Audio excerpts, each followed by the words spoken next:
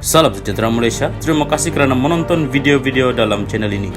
Sebelum kita mula, jangan lupa untuk tekan tombol subscribe, share, like dan komen. Let's go!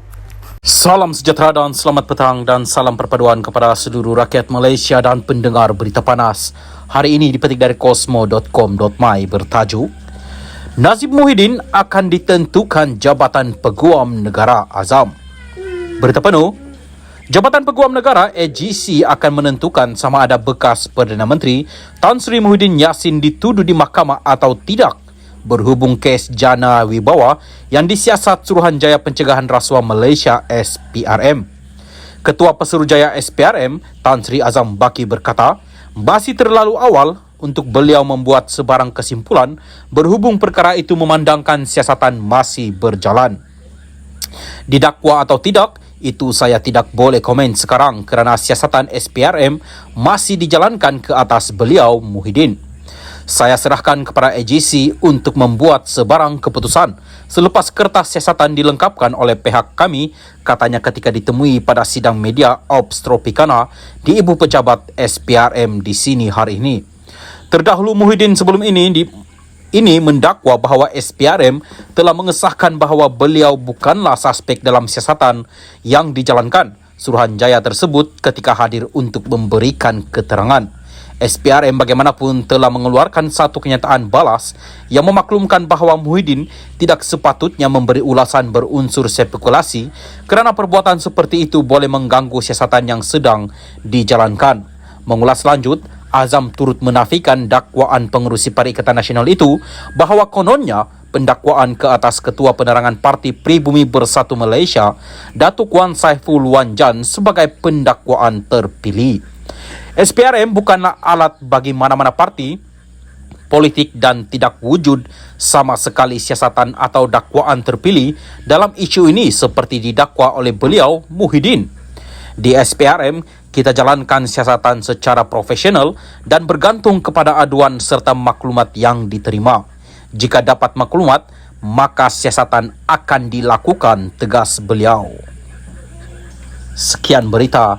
Salam Malaysia Madani.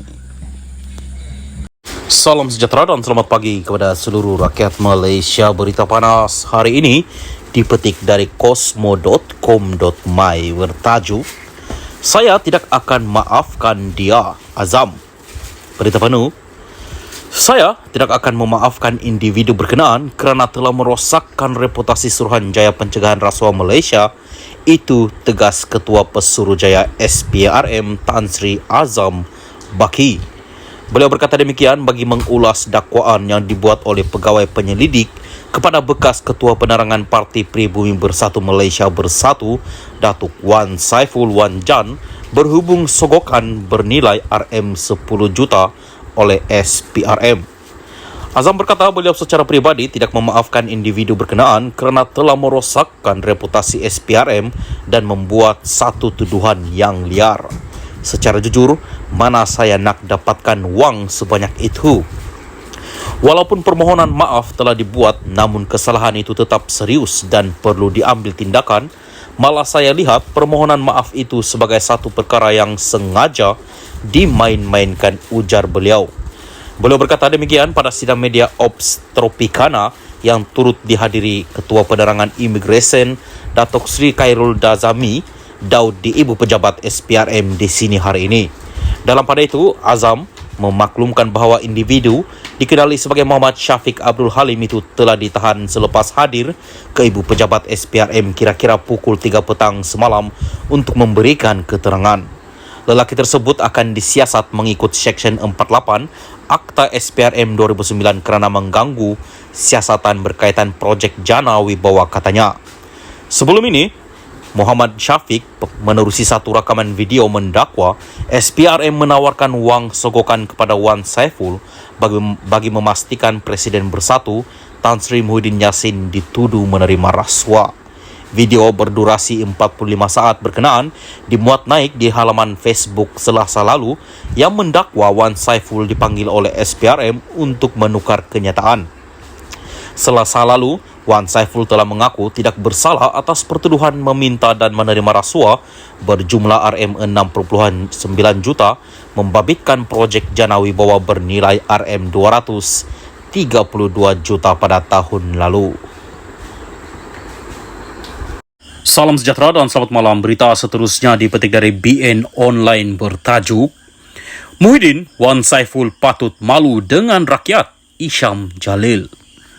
Ketua Penerangan UMNO Isyam Jalil menyarankan Datuk Wan Saiful Wanjan untuk meminta maaf kepada rakyat dan tidak perlu jadikan kesusahan rakyat sebagai pengalih perhatian ke atas kes rasuahnya.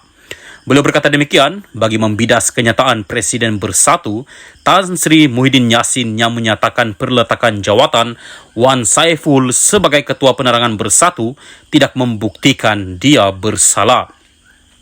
Muhyiddin kata Wan Saiful letak jawatan tidak bermakna dia bersalah.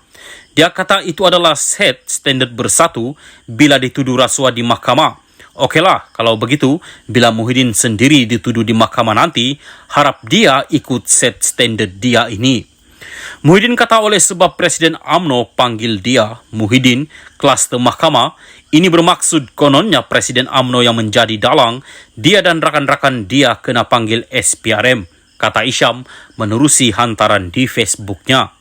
Jelasnya, beliau telah menjangkakan sebelum pilihan raya lagi, Muhyiddin serta rakan partinya lain akan senarai dalam kluster mahkamah sekaligus terlibat dengan pemberian rasuah serta salah guna kuasa dan pemberian secara terus bernilai berbilion ringgit. Muhyiddin juga disarankan untuk tidak meletakkan kesalahan ke atas pihak lain, memandangkan mahkamah telah mendakwa rasuah tersebut dilakukan secara sendiri oleh Presiden Bersatu itu dan membelanjakan komisen projek demi kepentingan politik yang menjadikan beliau adalah dalang dalam kes rasuah itu. Wan Saiful kata dia kesal kerana di saat rakyat sedang susah, tiba-tiba kerajaan ambil tindakan kes rasuah di mahkamah kepada dia. Saya ingin tanya Wan Saiful, habis tu takkan sebab rakyat susah oleh itu kamu mahu kes rasuah kamu tidak perlu diambil tindakan? Kerajaan sedang cuba tangani masalah rakyat, namun kamu juga perlu jawab tuduhan rasuah dan komisen berjuta semasa kamu memegang jawatan dalam kerajaan. Semasa kamu jadi kerajaan rakyat angkat bendera putih dan kerajaan kamu gagal.